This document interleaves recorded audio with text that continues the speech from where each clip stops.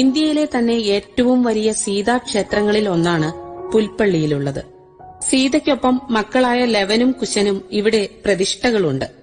രാമക്ഷേത്രങ്ങൾ രാജ്യമെങ്ങും സാധാരണമെങ്കിലും സീതാക്ഷേത്രങ്ങൾ നന്നേ കുറവാണെന്ന് കാണാം. എന്നാൽ ഇവിടെ പ്രധാന പ്രതിഷ്ഠ സീതാദേവിയാണെന്നത് ഒരു അപൂർവതയാണ്.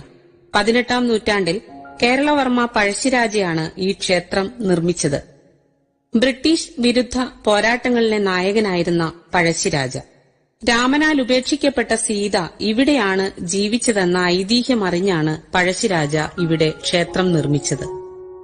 പഴശ്ശി സമരവുമായി ബന്ധപ്പെട്ട് ഏറ്റവും പ്രധാനപ്പെട്ട സമര രംഗമായിരുന്ന പ്രദേശങ്ങളിലൊന്നുകൂടിയാണ് ഈ ക്ഷേത്രം. നമ്മുടെ വിമോചന പോരാട്ട ചരിത്രത്തിൽ വളരെ വളരെ വളരെ വളരെ പ്രാധാന്യം അർഹിക്കുന്ന ഈ ക്ഷേത്രത്തിന് ചരിത്രം ആ രൂപത്തിൽ അടയാളപ്പെടുത്തിയിട്ടില്ല എന്നുള്ളൊരു കുറവ് കൂടിയുണ്ട്.